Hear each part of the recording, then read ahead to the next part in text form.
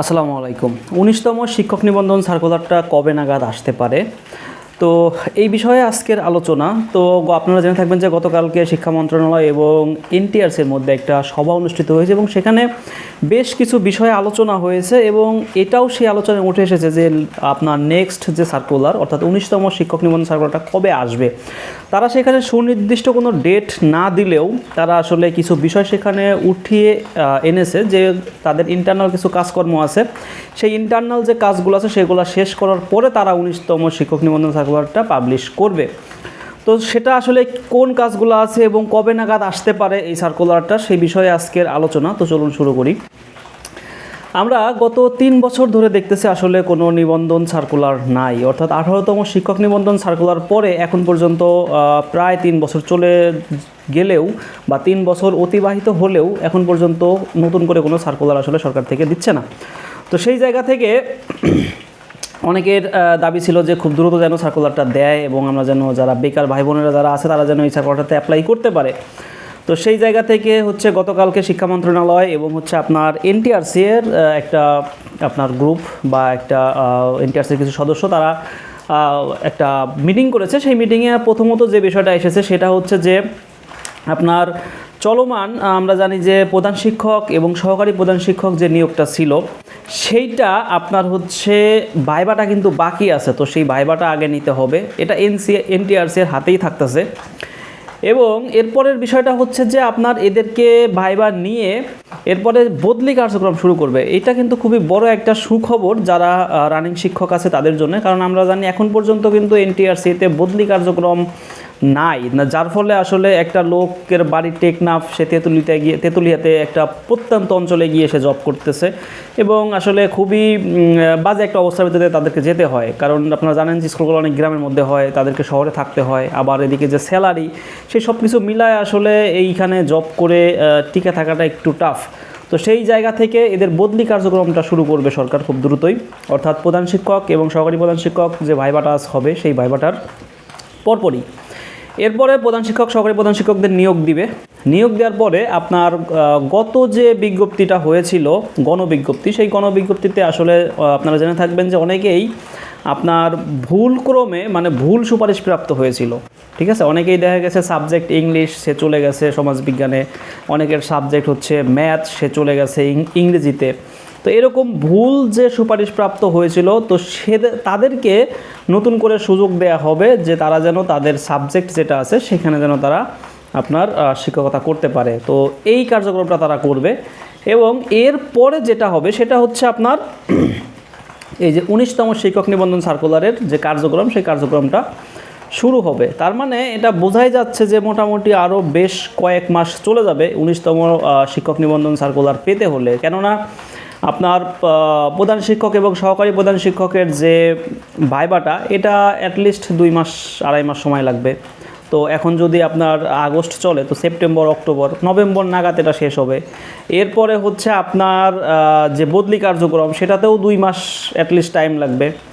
তারপরে আবার এই যে যারা ভুল সুপারিশ প্রাপ্ত তাদেরকে আপনার যে সঠিক সাবজেক্ট সেটাতে দিবে, তো সেখানেও প্রায় ১-২ মাস সময় লাগবে। তো সব মিলায়া মনে হচ্ছে যে আরও ৬-৭ মাস সময় লাগবে। ৬-৭ মাসের পরে অর্থাৎ আগামী বছরের জানুয়ারি ফেব্রুয়ারি বা মার্চের দিকে গিয়ে এরকম একটা সময়ে গিয়ে হয়তো বা আপনার এই সার্কুলারটা আসতে পারে। তবে এখন এখানে একটা বিষয় আমি আপনাদের বিনয়ের সাথে বলি যে এই সার্কুলারটা যেন খুব দ্রুত দেয়, খুব দ্রুত আসে এবং এটার জন্য অনেকেই দেখবেন যে আন্দোলন করতে হবে, আন্দোলনে যাচ্ছে যে আমরা আন্দোলন করি, মানে গভর্নমেন্টকে একটা প্রেশার ক্রিয়েট করে সার্কুলারটা নিয়ে আসে। আসলে প্রতিষ্ঠান কখন সার্কুলার দিবে কখন দিবে না এটা আসলে অনেকটাই আমাদের বাংলাদেশের সিস্টেমে বলতেছি, লিখিত অনেক কিছুই থাকতে পারে, লিখিত বিধি অনেক কিছুই থাকতে পারে, কিন্তু তারপরেও এটা আসলে সবসময় তারা মেনটেন করে বা সবসময় সব কিছু আসলে আপনার মানা হয়ে ওঠে না। তো সেই জায়গা থেকে যেহেতু তারপরেও আমাদের যে প্রেক্ষাপট এটা কিন্তু একটা স্থিতিশীল প্রেক্ষাপট থেকে একটা অস্থিতিশীল প্রেক্ষাপটে চলে আসছে। বাংলাদেশের যে এনভায়রনমেন্ট, যেহেতু আগের যে গভর্নমেন্ট ছিল সেই গভর্নমেন্ট একটা স্টেবল গভর্নমেন্ট ছিল। তারপরে যখন সে আওয়ামী লীগ চলে যাওয়ার পরে আমাদের দেশের যে অবস্থা দেখলেন কিন্তু ইন্টারিম অবস্থা, এখন নতুন সরকার আসছে, আসলে তারাও কিন্তু গুছিয়ে উঠতে পারে নাই, কেবলমাত্র তারা হচ্ছে আপনার ক্ষমতা নিয়েছে। তো সেই জায়গা থেকে এই সব কিছু মেনটেন করা, সব কিছু গুছিয়ে ওঠাটা কর্তৃপক্ষের জন্য একটু টাফ হয়ে যাচ্ছে।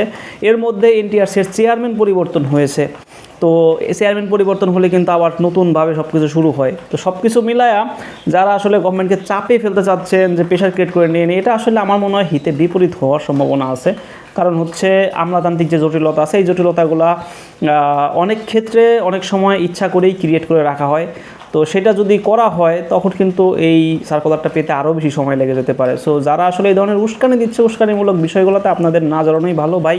আমি বলবো যে লাস্ট আপনারা দেখেছেন যে প্রাইমারি যে 14,384 জন শিক্ষক, এরা গত 6 মাস ধরে ভুগেছে, এরা গত 6 মাস ধরে ঝুলেছিল, এবং এরা যে কী পরিমাণ আপনার সামাজিক, পারিবারিক এবং আপনার আর্থিক একটা অসহায়ত্বের মধ্যে দিয়ে গেছে, এটা বলার বাইরে। কারণ হচ্ছে তারা অনেকেই ওই সময় জব ছেড়ে দিয়ে চলে আসছে, সরকারি চাকরি করতো, বেসরকারি চাকরি করতো, তারা ছেড়ে দিয়ে তারা এসে এরা হচ্ছে জয়েন করবে, ঠিক এই সময় কিন্তু সরকার এটা ঝুলিয়ে দিয়েছিল এই শুধুমাত্র কিছু কালপ্রিটের কারণে। এরা আসলে কালপ্রিট, এই সমস্ত কালপ্রিটের কারণেই এই শিক্ষকগুলো আসলে এতদিন যাবৎ তারা ঝুলে থাকলো, এবং সর্বশেষ তাদেরকে বিশাল একটা আন্দোলন করতে হইল।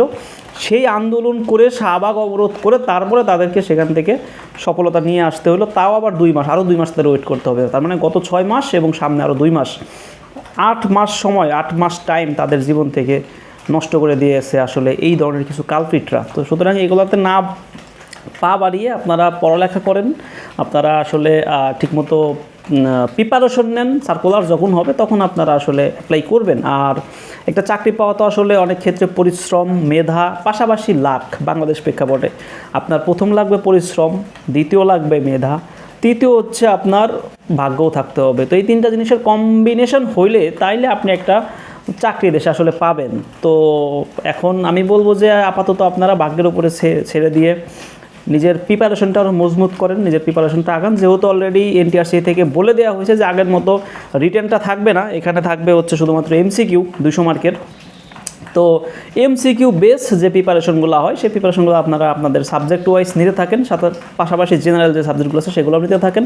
সো যখন আপনার সার্কুলার আসবে তখন সেই মাফিক আপনারা অ্যাপ্লাই করবেন এবং সেই মাফিক আপনারা পরীক্ষা দেবেন। এখন অনেকেই বলবেন যে ভাই আমার তো বয়স শেষ হয়ে যাবে, আমার তো বয়স আর 6 মাস আছে, 1 বছর আছে। এখন এই ক্ষেত্রে আসলে তাদের জন্য আমি সমবেদনা ছাড়া আসলে কিছু জানাইতে পারতেছি না, কারণ এটা খুবই দুঃখজনক যাদের বয়স শেষ হয়ে যাবে। এটা আসলেই দুঃখজনক, যারা আসলে পারবেন না, কিন্তু কি করবেন, কিছু করার নাই, মেনে নিতে হবে, ভাগ্যকে মেনে নিতে হবে ভাই, মেনে নিয়ে আগাইতে হবে।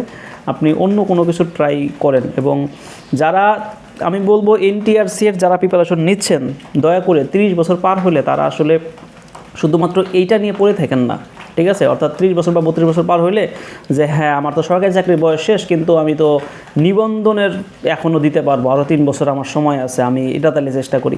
এই কাজটা করেন না ভাই, দয়া করে, ঠিক আছে? আমি বলবো যে যারা প্রিপারেশনটা নেন সর্বোচ্চ আপনারা 30 বছর পর্যন্ত দেখতে পারেন। 30 বছর পার হয়ে গেলে এই সরকারি চাকরির প্রিপারেশন থেকে আপনাকে সরে যেতে হবে, ঠিক আছে? সরে যাওয়াটাই উত্তম, এটা আমি মনে করি। অনেকেই ভিন্ন মত থাকতে পারে, এটা সরে যাওয়াটা উত্তম। কারণ 30 বছর পার হয়ে গেলে আপনার তখন উচিত হবে আপনি যে প্রিপারেশনটা নিয়েছেন সেটা আপনি কন্টিনিউ করেন, কিন্তু পার্ট টাইম হিসাবে, পাশাপাশি আপনি একটা ব্যবসা অথবা একটা প্রাইভেট জব বা একটা কিছু আপনি করেন, ঠিক আছে? যাতে করে আপনার লাইফটা আসলে বা আপনার যেন একটা আর্নিং ওয়ে তৈরি হয়, ঠিক আছে? শুধুমাত্র বসে থেকে এই প্রিপারেশন নেবেন, 35 বছর 36 বছর চলে যাবে, তারপরে 0 হাতে ফিরবেন, 0 হাতে ফিরবেন, এটা আসলে তখন আরও বেশি প্যাথেটিক হবে। সো 19তম নিবন্ধন, 19তম সার্কুলারটা খুব দ্রুত দিক, সরকার খুব দ্রুত এটা নিয়ে কাজ করুক, এটা আমাদেরও চাওয়া, এটা খুব দ্রুত আসুক। তো সেই প্রত্যাশায় সবাইকে শুভকামনা জানিয়ে নেক্সট ভিডিও পর্যন্ত ভালো থাকুন, সুস্থ থাকুন, আল্লাহ হাফেজ।